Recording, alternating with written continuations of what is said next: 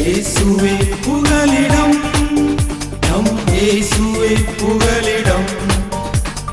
இயேசுவே புகலிடம், நம் இயேசுவே புகலிடம்.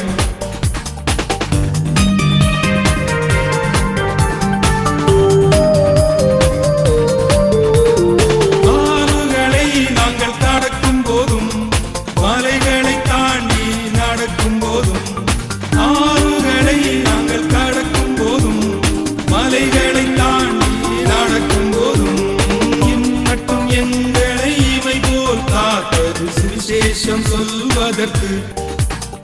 இயேசுவே புகலிடம், நம் இயேசுவே புகலிடம். இயேசுவே புகலிடம், நம் இயேசுவே புகலிடம். அன்பான தேவஜனமே, என் விசுவாச தோழமைகளே, பரலோக பங்காளர்களே, இந்த வருஷத்தில் ஆண்டவர் நமக்கு நல்ல ஒரு வார்த்தையை கொடுத்திருக்கிறார். துளிர்ப்பின் ஆண்டு. ஏசாயா 58 அதில் உள்ள 8வது வசனத்தின் மிக முக்கியமான ஒரு வார்த்தை, உன் சுகவாழ்வு சீக்கிரத்தில் துளிர்க்கும். இந்த துளிர்க்கும் அனுபவம் இந்த வருடத்தில் நிச்சயமாய் நடக்கும். எதிர்பார்ப்போடு காத்திருங்கள். ஒவ்வொரு நாளையும் தேவனுக்கு பிரியமுள்ள ஒரு நாளாக மாற்றுங்கள். விசேஷமாக ஒரு சில காரியங்களை நான் உங்களோடு பகிர்ந்து கொள்ள வாஞ்சிக்கிறேன். குறிப்பாக இந்த நாட்கள்லையும் கூட தேவ தயவுனால நேபாள் தேசத்தில் நடைபெற்று வரும் ஊழியங்கள் மிகச்சிறப்பாய் நடைபெற்று வருகிறது. அதே நேரத்தில் தேசத்தில் எந்த அளவுக்கு சுவிசேஷம், எந்த அளவுக்கு எழுப்புதல், எந்த அளவுக்கு அந்த பேரிரைச்சலுடைய சத்தம் கேட்கிறதோ அந்த அளவுக்கு பிரச்சனைகளும் பாடுகளும் வேதனைகளும் தேவைகளும் அதிகமாய் இருக்கிறது. மிக மிக முக்கியமான ஒரு காரியத்தை நான் உங்கள் மத்தியில் பேச வாஞ்சிக்கிறேன். மிக முக்கியமான காரியம், நேபாள் கிறிஸ்மஸ் கிஃப்டை குறித்து நான் பல முறை உங்களிடத்தில் சொல்லியிருக்கிறேன். இந்த கிறிஸ்மஸ் கிஃப்ட் அப்படிங்கிறது ஒரு ப்ராஜெக்ட். இந்த ப்ராஜெக்ட் நேபாள் தேசத்துக்குள்ளே நாங்கள் கிறிஸ்மஸை கொண்டாடுறோம் அப்படின்னு சொல்லி பண்ண முடியாது. அந்த தேசம் எப்படிப்பட்ட தேசம் என்பது உங்களுக்கு தெரியும். அதே நேரத்தில் இந்த வழிகாட்டும் நட்சத்திரம், இந்த கவரை வச்சு தான் கர்த்தருடைய கிருபையினால இன்று வரைக்கும் இந்த கவரில் நம்ம கொடுக்குற அந்த காணிக்கைகளை கொண்டு தான் அந்த புதிய கிராமங்களுக்குள்ள நம்முடைய நேபாள் கிறிஸ்மஸ் பரிசு வழங்கப்படுகிறது. இன்றைக்கு ஆரம்ப நாட்களில் பார்த்தீங்கன்னா நான் தனியாக கொடுத்துட்டு இருந்தேன். இப்போது நிறைய டீமாக உள்ள வராங்க. எல்லாருமே இந்த ப்ராஜெக்டுகளை அவங்க கொடுக்குற அளவுக்கு கர்த்தர் காரியங்களை வாய்க்க பண்ணியிருக்கிறார். எனவே நான் உங்களுக்கு சொல்லுகிற ஒரு காரியம், ஏகதேசம் 6000க்கும் அதிகமான கவர்கள் கொடுக்கப்பட்டது. ஆனால் ஒரு 500-600 கவர் தான் திரும்ப வரப்பட்டிருக்கிறது. 1000க்கும் அதிகமான கவர் போஸ்டில் அனுப்பப்பட்டிருக்கிறது. ஆனால் கவர்லாம் ரொம்ப கம்மியாக தான் வந்திருக்கு. நிறைய பேர் இந்த கவரை நீங்கள் வாங்கி வீட்டில் பத்திரமா வச்சுருக்கிறீங்க. நிறைய சபைகளுக்கு இந்த கவர் இந்த முறை கொடுக்கப்பட்டிருக்குது. ஸோ என்னுடைய ஒரு மன விருப்பம், ஒரு வேண்டுதல், ஒரு ரிக்வஸ்ட் நான் என்ன வைக்கிறேன்னா, நம்முடைய கிறிஸ்மஸ் கொண்டாட்டத்தை போல அல்ல அங்கு நடக்கிற கிறிஸ்மஸ் கிஃப்ட், அந்த கிறிஸ்மஸ் பரிசுங்கிறது ஒரு ப்ராஜெக்ட், ஒரு செயல் திட்டம். அது அரசாங்கத்திலிருந்து அனுமதி பெற்று அந்த லோக்கல் விடிசி மூலமாக நாங்கள் உள்ளே போய் ஒவ்வொரு கிராமங்கள்லையும் 50, 100, 200, 300, 400 வரை கொடுத்துருக்குறோம். இந்த 400 பேருக்குள்ள நம்ம கொடுக்கும்போது கடுமையான அந்த மேன் பவர், நமக்கு நிறைய ஆட்கள் தேவை. அப்போ இந்த நாட்களில் அதுக்கு ஒரு கூப்பன் சிஸ்டம் வச்சு இப்படி நிறைய காரியங்கள் அங்கே செய்து கொண்டிருக்கிறோம். எனவே தொடர்ந்து நீங்கள் இந்த காரியத்துக்கு ஜெபிப்பது மாத்திரமல்ல, அப்படியே விட்டுறாதீங்க. ஏன்னா நீங்கள் நிறைய பேர் இந்த கவரை வாங்கி உள்ள எல்லாம் படிக்கிறீங்க, உள்ளே பார்க்குறீங்க, உள்ளே என்ன வச்சுருக்கு, ஓகே உள்ள 2024 வாக்குத்தத்த வசனம் இருக்குது. அப்புறம் நீங்கள் இதெல்லாம் ஃபுல்லாக படித்து பார்க்குறீங்க, மினிஸ்ட்ரியில் என்னென்ன நடந்துட்டு இருக்குது, என்ன பண்ணுறோம் எல்லாத்தையும் பார்த்துட்டு அப்படியே நீங்கள் வச்சிடுறீங்க. இதில் கடைசியில் நாங்கள் உங்களுக்கு கொடுத்துருக்கிற ஒரு காரியம், நீங்கள் அனுப்புகிற அந்த ஃபீட் நேபாளுக்கு நீங்கள் நேரடியாக நீங்கள் பணத்தை நீங்கள் அனுப்புனீங்கன்னா அதற்கு நீங்கள் அந்த ATGயை பெற்றுக்கொள்ள முடியும். வருமான வரி விலக்கு நீங்கள் பெற்றுக்கொள்ள முடியும். ரொம்ப முக்கியமான ஒன்று, இந்த நேபாள் கிறிஸ்மஸ் பரிசு மிக அவசியம். ஏன்னா நான் இப்போ உடனடியாக நான் கிளம்புறேன், கடுமையான குளிர். ஸோ அதனால் அந்த டிசம்பர் மாதம் ஒரு 18ஆம் தேதிக்கு பிறகு நான் இன்று வரைக்கும் உள்ளே போகலை. இப்போ திரும்ப போகிறோம். ஆனால் ப்ராஜெக்ட் பல இடங்களில் நடந்திருக்குது. அங்கே அதற்கான வசதிகளை நம்ம பண்ணியிருக்கிறோம். அடுத்தது பார்த்திங்கன்னா காஸ்பல் ஃபார் நேபாள். இந்த gospel for Nepal religious act. அதுக்கு நம்ம ஒவ்வொரு வருடமும் அதை ஃபைல் பண்ணணும். அதுக்கு நம்மகிட்ட டொல்லியே இருக்குது, அப் டு டேட் அது வச்சுருக்குறோம். அடுத்தது நீங்கள் பார்த்தீங்கன்னா ஃபீட் நேபாள், ஃபீட் நேஷன், இது ரெண்டுமே பப்ளிக் சேரிட்டபிள் ட்ரஸ்ட். இந்த 2 ட்ரஸ்ட்டுக்குமே அந்த முறையான அது என்னென்ன காரியங்கள் செய்யணுமோ அது எல்லாத்தையும் தயவுனால கர்த்தர் நமக்கு தந்திருக்கிறார். என் அன்பு தேவஜனமே, இந்த வார்த்தையை கேட்கிற நீங்கள் உலகத்தில் நீங்கள் எந்த பகுதியில் இருந்தாலும் சரி, மனசார நான் உங்களுக்கு ஒரு காரியத்தை சொல்கிறேன். நேபாள் என்ற ஒரு தரிசனம் எனக்கு கொடுக்கப்பட்ட தரிசனம் அல்ல, அது என் மேல் விழுந்த ஒரு கடமை. அந்த தரிசனம் எனக்கு கிடைத்திருந்தாலும் இன்றைக்கு அதை சுமப்பதற்கு பலர் நிற்கிறார்கள். ஏகദേശம் 70 பேர் அந்த ஊழியத்தை பார்த்து அந்த ஊழியத்தில் வந்து நின்று அந்த ஊழியத்துக்காக அனுதினமும் அழுது கதறி ஜெபிக்கிற, தன்னால் இயன்றதை கொடுக்கிற, அந்த ஊழியத்தை மற்றவர்களுக்கு அறிமுகம் செய்கிற எத்தனையோ பேரை கர்த்தர் எழுப்பியிருக்கிறார். ஒரே ஒரு காரியத்தை சொல்லுகிறேன், தரிசனத்துக்கு விரோதமாய், ஆவியானவருக்கு விரோதமாய், தேவனுக்கு விரோதமாய் நாம் செய்யக்கூடிய செயல் எதுவாக இருந்தாலும் அட நாம் ஒருத்தங்களை பற்றி தப்பாக யூடியூப்பில் போட்டாலும் அதுக்கு பதில் சொல்லியே ஆகணும். யூடியூப்பில் ஒரு வருமானம் கிடைக்கலாம், அந்த வருமானம் ஒரு நாள் அவமானத்தை கொண்டு வரும். 10-12 வருட கால கண்ணீர், அழுகை, எப்படியாவது ஒரு இடம் வாங்கிடணும், ஒரு இடத்த, அலுவலகத்துக்கு ஒரு இடம் வேணும், வாடகை, ஒவ்வொரு வருஷமும் வாடகைக்காக கொடுக்கப்படுகிற பணங்கள், கர்த்தருடைய ராஜ்யத்துக்கு தந்த காணிக்க பணத்தில் தான் நம்ம ஒரு பகுதியை வாடகை கொடுக்குறோம், ஒரு பகுதியை ஸ்டாஃப்னு சொல்லி அந்த ஊழியர்களுக்கு கொடுக்குறோம். நிர்வாகத்துக்கு செலவுகள் இருக்குது. ஒரு வருடத்தில் கணக்கு பார்க்கும் பொழுது ஏகദേശம் 30-35% பணங்கள் இந்த நிர்வாகத்துக்கு செலவு பண்ணப்படுகிறது. அப்போ நமக்காக ஒரு இடம் இருந்துச்சுன்னா வசதியாக இருக்கும்னு ஜெபம் பண்ணோம். ஆண்டவர் அனுமதிக்கலை. 3-4 வருஷத்துலேருந்து ஜெபம் பண்ணிட்டு இருக்கிறோம். அதுலேயும் 2018 வருஷம் எப்படியாவது இடம் வாங்கிடலான்னு ரொம்ப ஆவலோடு இருந்தோம். ஆனால் தேவன் அனுமதிக்காத காரியம். 2019 2 இடங்கள், அதில் ஒரு இடம் நல்ல ஒரு அழகான ஒரு இடம், அருமையான ஒரு இடம். 2020 திடீர்னு லாக்டவுன், திடீர்னு கொரோனாவுடைய காரியம். அந்த நாட்கள் ரொம்ப மறக்க முடியாத ஒரு நாள். மார்ச் மாதம் 21 திடீர்னு அனௌன்ஸ்மெண்ட், நாளையிலிருந்து ஆஃபீஸ் திறக்க முடியாது, ஒன்றும் செய்ய முடியாது. நான் வளரும் போது என்னோடு இருப்பதல்ல பெரிது, நான் கண்ணீரில் நிற்கும் பொழுது. ஏன்னா இந்த ஊழியம் ஏதோ பெரிய ஃபைனான்ஸ் போட்டு, பெரிய திட்டம் போட்டு, நிறைய பேர் பணத்தை உள்ள போட்டு கொட்டி கொடுத்து தூக்கி விட்டதல்ல. ஃபெய்த், விசுவாசம் நம்முடைய வாழ்க்கையில். அந்த விசுவாசத்தில் நம்ம எழுமி நிற்கும் பொழுது திடீர்னு அந்த கல்லெல்லாம் உடஞ்சி கீழே விழுந்தா எப்படி இருக்கும், அப்படிப்பட்ட அனுபவங்கள் வந்துச்சு. அந்த அனுபவத்திலேயே நின்னோம். ஒரே நேரம் ஊழியத்தை விட்டு 5 சகோதரர்கள், 5 பேர் மொத்தமாக அப்படியே வெளியே கிளம்புறாங்க. தனிப்பட்ட காரணங்கள் இருக்கலாம், ஆனால் கொஞ்சம் கற்பனை பண்ணுங்களேன். அப்படியே கஷ்டப்பட்டு செதுக்கி கொஞ்சம் கொஞ்சமாக கட்டப்பட்ட ஒரு வீட்டிலேருந்து அடியில் உள்ள ஒரு 5 கல் சங்கனை இழுத்து எடுத்தீங்கன்னா அந்த வீடு எப்படி நிற்கும், எப்படி இருக்கும்? அவங்க உழைப்புக்குள்ள பலன் நம்ம கொடுத்துருக்குறோம். அவங்க உழைப்புக்குள்ள பலன் நம்ம கொடுக்காம இருந்திருந்தோம் அப்படின்னா அதுக்கு தேவன் நம்மளை கண்டிப்பார். தேவன் நம்மளை கண்டிப்பாக மன்னிக்க மாட்டார். ஆனால் நல்ல வாழ்க்கை, நல்ல எதிர்காலம், அழகான ஒரு பிரகாசமான காரியங்களை செய்வதற்கு கர்த்தர் இந்த ஊழியத்தை பயன்படுத்தினார். அப்போ அந்த காரியம் நடந்து முடிஞ்சதுக்கு அப்புறம் ரொம்ப கஷ்டப்பட்டேன். மனதளவில், உடல் அளவில் உடைஞ்சிட்டேன். எத்தனையோ நாட்கள் அழுதுருக்கிறேன். எத்தனையோ நாள் குழந்தை மாதிரி கதறி அழுதுருக்கிறேன். மனைவி முன்னாடி, பிள்ளைகள் முன்னாடி சொல்ல முடியாது. தனிமையாக போயிருந்து அழுவேன், தனிமையாக இருந்து கண்ணீர் விடுவேன்.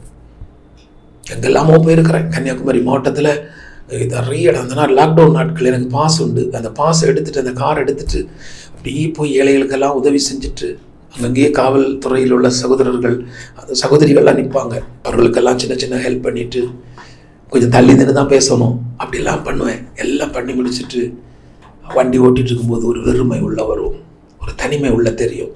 அந்த தனிமை, அந்த வெறுமை, ஏன் இப்படி நடந்துச்சு, ஏன் தேவன் இதை அனுமதித்தார், ஆண்டவர் அனுமதிக்காமல் ஒன்றுமே நடக்காதுன்னு சொல்லி ஒவ்வொரு நாளும் அழுகை. நல்ல ஒரு அழகான இடத்தை, உண்மையாக சொல்கிறேன், மனசார இன்னைக்கு மனம் திறந்து பேசுகிறேன், அந்த இடத்தை கர்த்தர் கொடுத்தார்.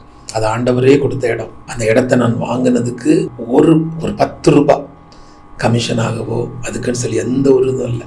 ஒரு அருமையான ஒரு சகோதரன் அந்த இடத்த காமிச்சார். அந்த ஓனர்கிட்ட நேரடியாக பேசணும். அந்த இடம் கிடைத்தது. அதோடைய அருமை தெரியாதப்போ அதை வாங்குவதற்கு தேவன் பலப்படுத்தினார். நான் திரும்பி பார்க்குறேன். நான் நம்பின 5 பேர் இல்லை உள்ள ரொம்ப வருமானம் வரும்னு காத்திருக்கக்கூடிய அந்த காகங்கள் வந்து அடையக்கூடிய அலுவலகம் பூட்டி இருக்கு. ஆனால் ஒரு 60 லட்சம் ரூபாய் அளவில் ஒரு இடத்தை வாங்குறதுக்கு தேவன் வழிகளையும் வாசல்களையும் திறந்து கொடுக்கிறார். எவ்வளோ பெரிய தெய்வம்! ஒருவேளை இதுவரைக்கும் நம்பிக்கை இல்லாமல், இதுவரைக்கும் ஒரு பிடிமானம் இல்லாமல் இருந்த நீங்கள் இன்னைக்கு எழும்பணும். அன்றைக்கு அழுத அந்த அழுகையையும் கண்ணீரையும் தேவன் பார்த்தார். அப்படி இருக்கும்போது ஒரு நாள் அருமையான பிரதர் ஸ்டீஃபன் அவர்கள், தேவனின் அன்பு ஊழியங்களுடைய ஸ்தாபகர் அருமையான அண்ணன் ஸ்டீஃபன் அவர்கள் அவங்க ஊருக்கு வந்திருந்தப்போ அண்ணனும் அக்காவும் வந்திருந்தாங்க. அவங்கள நான் இன்வைட் பண்ணோம். அவங்க வந்து அந்த இடத்த வந்து சுத்திகரித்தாங்க. அந்த இதெல்லாம் மறக்கவே முடியாது. அப்படியே அந்த ஜபம் தண்ணியெல்லாம் வச்சு ஜபம் பண்ணி அதை எல்லா இடமும் தெளித்து அவங்க அது வரைக்கும் என்னுடைய இது கொஞ்சம் பயம்லாம் உண்டு. ஏன்னா புதிய இடம், போய் நின்று ஜெபிக்கிறது இதெல்லாம் வந்து ரொம்ப படப்பாக இருக்கும், ரொம்ப புதர் பிடிச்சி கிடக்கும், அப்படிலாம் இருந்துச்சு. ஸோ அந்த இடத்த கொஞ்சம் கொஞ்சமாக நான் வந்து போய் ஜெபிக்க ஆரம்பித்தேன். ஆண்டவரே, இந்த இடத்த என்ன செய்கிறதுன்னு. அப்போ தான் ஒரு லக்கி ட்ரா போட்டோம். இது வந்து 2021 ஆண்டோடைய பெரிய தயவு 2021 அந்த லக்கி ட்ரா போட்ட உடனே ஒரு 7 lakh சம்திங் கிடச்சி, ஒரு 7,00,000 ரூபாய் கிடச்சிது. கூட கொஞ்சம் கையிலேருந்து காசு போட்டு தான் இருந்துச்சு. போட்டு அந்த காம்பவுண்டை கட்டணும். ஏன்னா வயல் பகுதி, தண்ணி ஒரு அதிகமாக உள்ள இடங்கள் பார்த்தீங்களா, ரொம்ப கீழே இருந்தே அதை கட்டி எடுக்க வேண்டியதாக இருந்துச்சு. காங்கிரீட்லாம் போட்டு பெல்ட் போட்டு கட்டி எடுத்து அந்த வேலையை முடிச்சு விட்டோம். அவ்வளோதான். பெரியவரால் கிடைத்தால் நிற்கும். ஆமென். பெரியவர், ஏன்னா இயேசு பெரியவர் தானே. அந்த பெரியவர் மூலம் இந்த பெரியவங்க தந்தா அது நிலைக்கும், அது தங்கும், அது ஆசீர்வாதமாய் மாறும். அதுதான் வசனத்தின்படி அநேக நாட்களுக்கு பிறகு பலனை கொடுக்கும். ஆனால் நான் பெரியவன், என்கிட்ட பணம் இருக்குது, அந்த அதிகாரத்தில் கொடுக்குறாங்க இல்லையா, சிலர் அப்படி கொடுக்குறாங்க. என்னை தேடி அவன் வந்தால் 1,00,000 ரூபா கொடுப்பேன். அப்படி இருக்காங்க, 2-3 பேர் இருக்காங்க. அவங்க காத்துக்கிட்டே இருக்கிறாங்க. நீங்கள் காத்துக்கிட்டே இருக்க முன்னாடி இந்த கார்டன் கட்டி முடிச்சிருவாங்க. அல்லேலூயா சொல்லுங்களேன். அதோடைய பெரிதான கிருபையினால் 2022 வருஷம் அமைதியாக இருந்தோம். 2023 1ஆம் தேதி எல்லாருமா போய் அந்த இடத்துல 12 பேர் கொண்டு கல்லை வச்சு, அடையாள கல் வச்சாங்க. அழகாக அந்த கல்லை வச்சு ஜெபம் பண்ணோம். எவ்வளோ நாள் ஜெபம் பண்ணோம்? 1 வருஷம் ஜெபம் பண்ணோம். சில டைமில் எங்கள் ஸ்டாஃப் போவாங்க, சில டைம் போக மாட்டாங்க. ஏன்னா காம்பவுண்ட் இருக்குது, உள்ள அவ்வளோ இடுப்பளவு உயரத்துக்கு புல். ஸோ சில டைம் போவாங்க, சில டைம் போக மாட்டாங்க. சில டைமில் 2-3 பேர் சேர்ந்து நின்று ஜெபிப்பாங்க. சில டைமில் தனியாக ஒரு சகோதரி மட்டும் இருந்து அழுதுட்டு போவாங்க, அழுது ஜெபிச்சுட்டு போவாங்க, ப்ளஸ் பண்ணிட்டு போவாங்க. ஆனால் நான் என்ன செய்வேன்னா, எப்பெல்லாம் நேரம் கிடைக்குதோ போயிடுவேன். அழுதுகிட்டே இருப்பேன், ஜெபம் பண்ணிகிட்டே இருப்பேன். ஆண்டவரே ஒத்தாசையை தாங்க, வானத்தின் பலகணிகளை தரங்கப்பா, எலியாவுக்கு மட்டும் இல்லைப்பா, எனக்கும் நீங்கள் அனுப்புவீங்க, எனக்கும் காகத்தை அனுப்புவீங்க, நான் விசுவாசிக்கிறேன் அப்படின்னு சொல்லி ஜெபிச்சுட்டே இருப்பேன். அப்புறம் நம்மளை நேசிக்கிறவங்க யாராவது வந்தாங்கன்னா நானே அடித்து பிடிச்சி அவங்கள அங்கே கூட்டிகிட்டு போய் ஜெபிக்க வச்சுருவேன். இப்படியே பண்ணிட்டு இருந்தேன். தேவ கிருபையினால் 2023 இது நடந்துச்சு, அடையாளக்கல். 2024 நாங்கள் வந்து இது வச்சாச்சு, என்ன கல், அடிக்கல் வச்சாச்சு. 24 வச்சாச்சு. ஸோ நீங்கள் பார்க்குறீங்க, காட்சிகளை பார்த்துட்டு இருக்கிறீங்க. ஸோ இப்போ கல் வச்சாச்சு. இந்த கல் வச்சாச்சா, இப்போ அங்கே அடையாளக்கல் 12 இருக்குது, அடிக்கல் கொண்டு வச்சாச்சு. இப்போது உங்களுக்கு ஜனவரி 18ஆம் தேதியிலேருந்து வேலைன்னு சொல்லியாச்சு. வேலையும் 18ஆம் தேதி தொடங்கியாச்சு. உங்களுக்கு என்னத்துக்கு இதை சொல்கிறேன் அப்படின்னா, 2025 ஜூலை மாதம் 31ஆம் தேதி அந்த இடத்த பிரதிஷ்டை பண்ணணும். ஒரு 10,000 சதுர அடிக்கிட்ட வரும், 3 மாடி. அவ்வளோ தேவை. ஏதேசம் 3 கோடி ரூபாய் எல்லாம் ஃபர்னிஷ் பண்ணி பக்காவாக முடித்து ப்ராஜெக்டை தொடங்கணும்னா ஒரு 3 கோடி ரூபாய் செலவாகும். நேபாள் தரிசனத்திற்காக நீங்கள் கண்ணீரோடு தருகிற, மனப்பூர்வமாய் தருகிற, சிரமத்துக்கு மத்தியில், தியாகத்துக்கு மத்தியில் தருகிற 1 ரூபா கூட அதில் பயன்படுத்த மாட்டோம், பயன்படுத்தக்கூடாது என்று சொல்லி தெளிவாக கமிட்டியாக சேர்ந்து ஒரு முடிவெடுத்து இந்த பணியை நாங்கள் ஆரம்பித்திருக்கிறோம், தேவனுடைய சுத்த கிருபையினால். அதே போல் அடுத்த ஆண்டு இந்த இடத்தை பிரதிஷ்டை செய்ய வேண்டும் அதே நாள். ஆனால் அந்த நாளுக்குன்னு பெரிய விசேஷம் கிடையாது. அந்த நாள் நான் பிறந்ததுனால விசேஷம் கிடையாது. எனக்கு என்னென்னா, இந்த ஜனவரி 1 அப்படிங்கிறது வேலை முடிச்சுக்கிடவும் முடியாது. அடுத்த வருஷம் ஜனவரி 1 பிரதிஷ்டை வச்சிடலான்னா அடித்து படித்து கொஞ்சம் ஒர்க் முடிக்கலாம். கூட ஒரு 6 மாதம் இருந்துச்சுன்னா மற்றுள்ள வேலைகளை பார்க்கலாம். 2வது ஜனவரி 1 நீங்கள் எல்லாம் வந்து அந்த இடத்துல வந்து நிற்கிறதுக்கு ரொம்ப கஷ்டப்படுவீங்க. ஏன்னா 1ஆம் தேதி எல்லாரும் சர்ச்சை முடித்து ஒரு பெரிய ஒரு இது தமிழ்நாடு அளவுலேருந்து வர வேண்டியவர்களாம் வந்துவிட முடியாது. ஸோ 2025 ஜூலை மாதம் 31ஆம் தேதி இந்த ஹெவன்ஸ் கார்டன் பிரதிஷ்டை செய்யப்படுகிறது. கர்த்தருக்கு சித்தமானால், கர்த்தருடைய வருகை தாமதிக்குமானால் நாம் எல்லாரும் உயிரோடு இருப்போம்னு சொன்னால் அது நிச்சயமாக நடக்கும். அதுக்கு நீங்கள் எல்லாரும் வரணும். அதுக்கு தான் சேவ் த டேட். அந்த டேட்டை நீங்கள் சேவ் பண்ணிக்கோங்க. இப்போது கடைசியாக தரிசனம் பிசகாமல், தரிசனம் புரட்டாமல், தரிசனத்தை வேகத்தை குறைக்காமல் அந்த காரியத்தை செய்வதற்கு எப்போதும் போல உங்களுடைய ஜபம், எப்போதும் போல உங்களுடைய உதவிகள், எப்போதும் போல உங்களுடைய விசாரிப்புகள் அது பாட்டுக்கு நடக்கட்டும். எனக்கு கர்த்தர் நான் ஆண்டவர்கிட்ட அழுதேன், ஆண்டவரே இந்த 1.5 வருஷத்தில் ஒரு 10 வெளிநாடுகளுக்கு நான் போனேன்னா கண்டிப்பாக ஒரு தேசத்தில் போனால் ஒரு 10 லட்ச ரூபா காணிக்க கிடைக்குமாப்பா ஜெபிச்சேன். போகிற இடத்துங்கள் அப்படி கொடுப்பாங்க. நான் இப்போது கர்த்தருடைய தேவ கிருபையினால் இந்த துபாய் பட்டணங்களுக்கெல்லாம் போய் ஊழியத்துக்கு போகும்பொழுது 5 லட்ச ரூபா 6 லட்ச ரூபா வரைக்கும் காணிக்க கிடச்சிருக்கு. ஸோ இப்போ நம்ம ஒரு ப்ராஜெக்ட், உண்மையான ஒரு ப்ராஜெக்ட், அதுலேயும் கன்னியாகுமரி மாவட்டத்தில் சுங்கான்கடை அந்த பகுதியில் ஒரு நல்ல ஒரு அழகான மலை அடிவாரத்தில் இப்படிப்பட்ட ஒரு ப்ராஜெக்ட்டு, ஏழைகளுக்கு உணவு, முதியோர்களை கவனிக்கிற அந்த டே கேர், சீனியர் சிட்டிசன் டே கேரு, மல்டிபர்பஸ் ஹாலு, அப்புறம் ஸ்டுடியோ, இன்னுமாக ஹெவன் டிவியினுடைய அலுவலகம், நேபாளத்துக்கான 24 மணி நேரம் ஜபம், நேபாளிகள் வந்து படிச்சுட்டு போகிற இடம், இதெல்லாம் பண்ணுறோன்னு சொன்னால் கண்டிப்பாக என்ன செய்வாங்க, விசாரிப்பாங்க. உண்மைன்னு தெரிஞ்சால் கண்டிப்பாக ஹெல்ப் பண்ணுவாங்க. அதுதான் வெளிநாட்டு பீப்புள், அந்த ஃபாரினில் இருக்கக்கூடிய நம்ம மக்களுடைய அந்த ஒரு குணம்.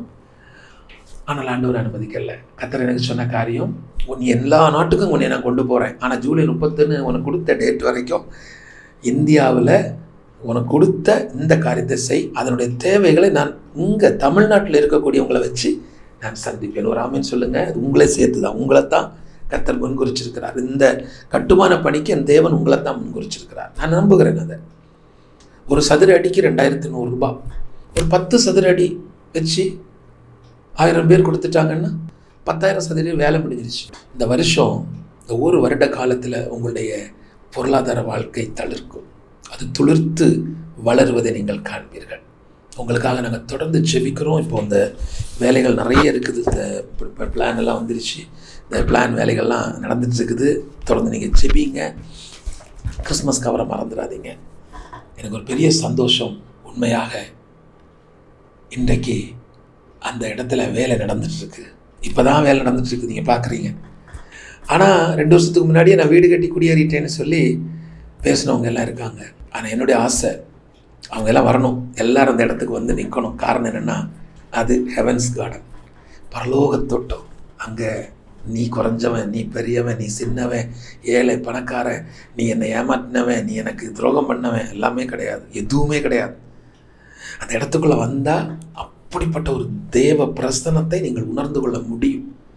ஏன் தெரியுமா? இந்த இடம் ஜபத்தினால் கட்டப்படுகிறது. நீங்கள் 2100 ரூபாய் கொடுக்கறதுனால அது கட்டப்படுவது மண்ணினால். ஆனால் அந்த 2100 ரூபாய் உங்களுக்கு வருவதற்கு ஒரு பெரும் திரள் கூட்டம் தமிழ்நாடு முழுவதில் இருந்து ஜெபிச்சுட்டு இருக்காங்க. ஒரு அன்பின் அழைப்பு. ஐயா, உங்களுக்கு உதவி செய்யணும்னு ஆசை இருக்குது, என்னால் முடியாதுயா. ஒரு 10 ஸ்கொயர் ஃபீட்டுக்கு தரக்கு என்னால் முடியும், ஆனால் என்கிட்ட பணம் இல்லை.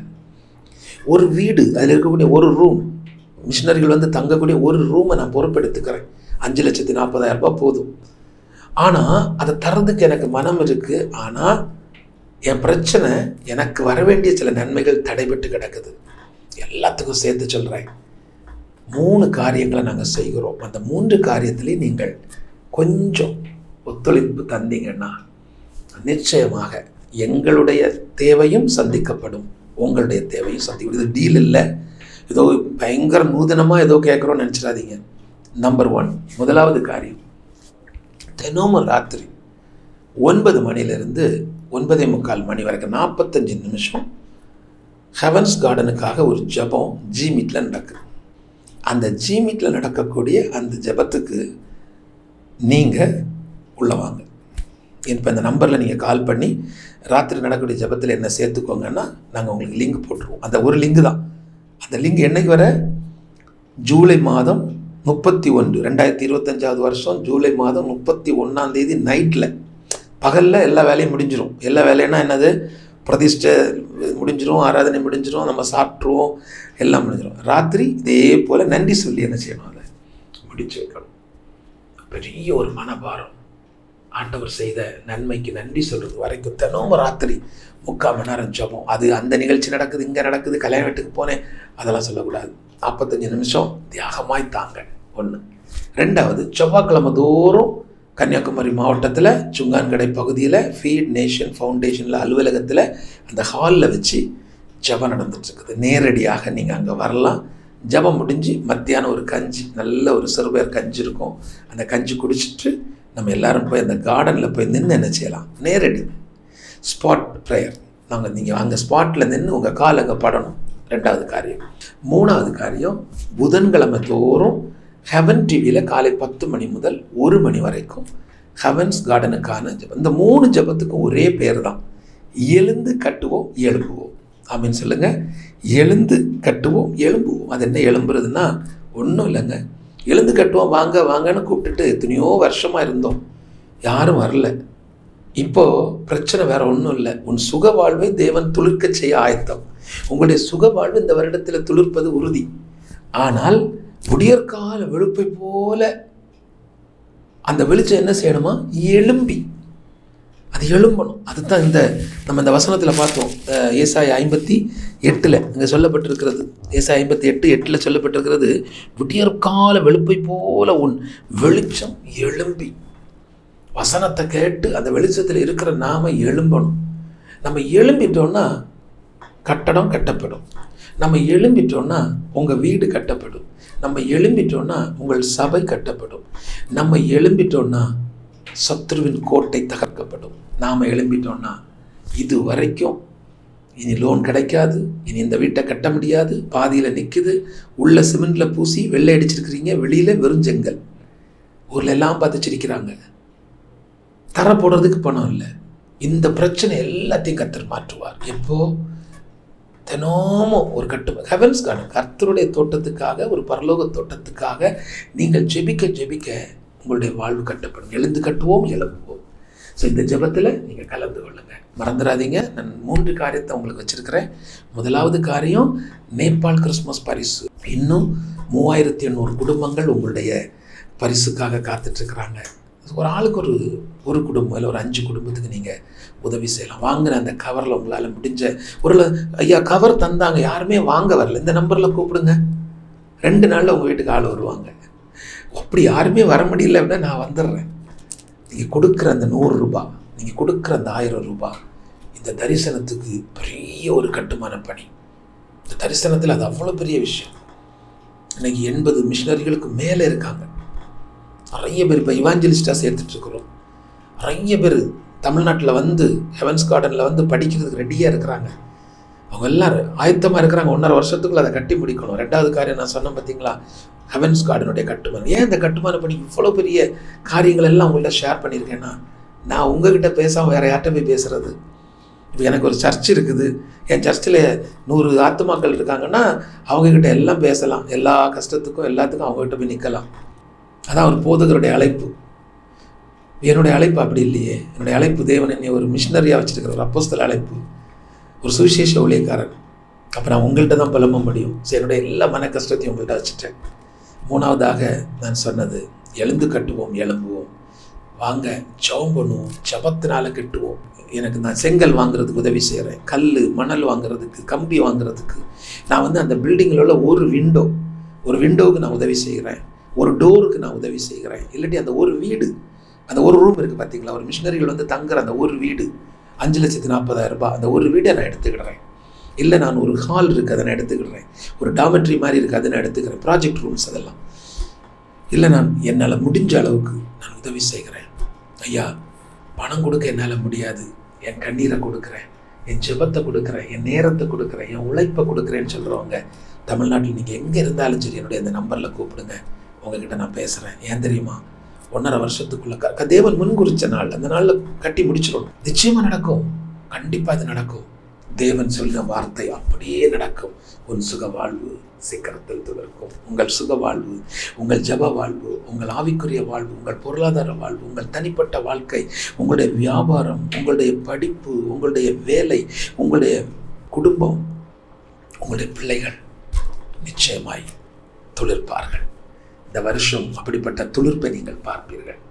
கர்த்தருக்கு சித்தமானால், கர்த்தருடைய வருகை தாமதிக்குமானால் அடுத்த செய்தியில் உங்களோடு சந்திக்கிறேன். May God bless you.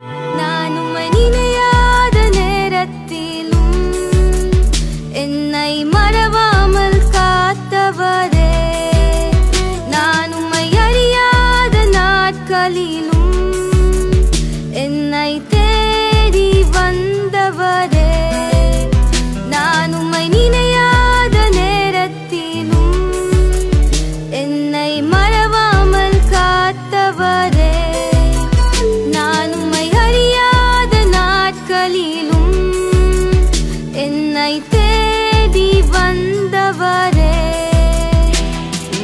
நன்றி ஐயா, உமக்கு நன்றி ஐயா, நன்றி ஐயா, உமக்கு நன்றி ஐயா, நன்றி ஐயா, உமக்கு நன்றி ஐயா, நன்றி ஐயா, உமக்கு நன்றி ஐயா.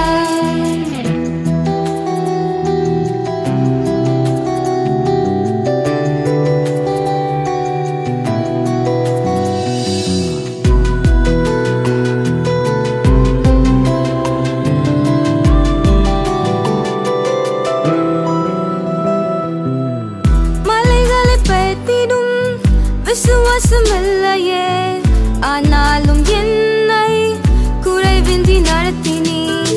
மலைகளை பெயர்த்திடும் விசுவாசம் இல்லையே, ஆனாலும் என்னை குறைவின்றி நடத்தினீர். நன்றி ஐயா, உமக்கு நன்றி ஐயா, நன்றி ஐயா, உமக்கு நன்றி ஐயா, நன்றி ஐயா, உமக்கு நன்றி ஐயா, நன்றி ஐயா, உமக்கு நன்றி ஐயா.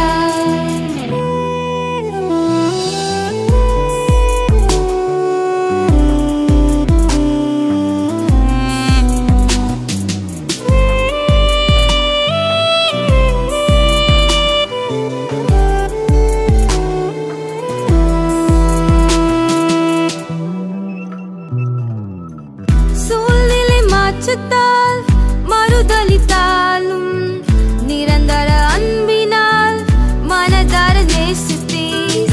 சூழ்நிலை மாற்றத்தால் மறுதலித்தாலும் நிரந்தர அன்பினால் மனதார நேசித்தீர். நன்றி ஐயா, உமக்கு நன்றி ஐயா, நன்றி ஐயா, உமக்கு நன்றி ஐயா, நன்றி ஐயா, உமக்கு நன்றி ஐயா, நன்றி ஐயா, உமக்கு நன்றி ஐயா.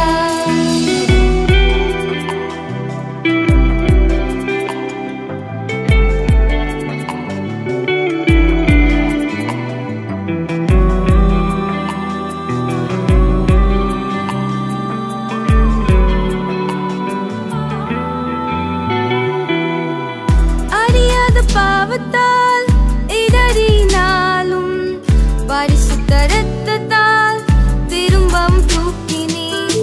அறியாத பாவத்தால் இடறினாலும் பரிசுத்த இரத்தத்தால் திரும்பவும் தூக்கினீர். நன்றி ஐயா, உமக்கு நன்றி ஐயா, நன்றி ஐயா, உமக்கு நன்றி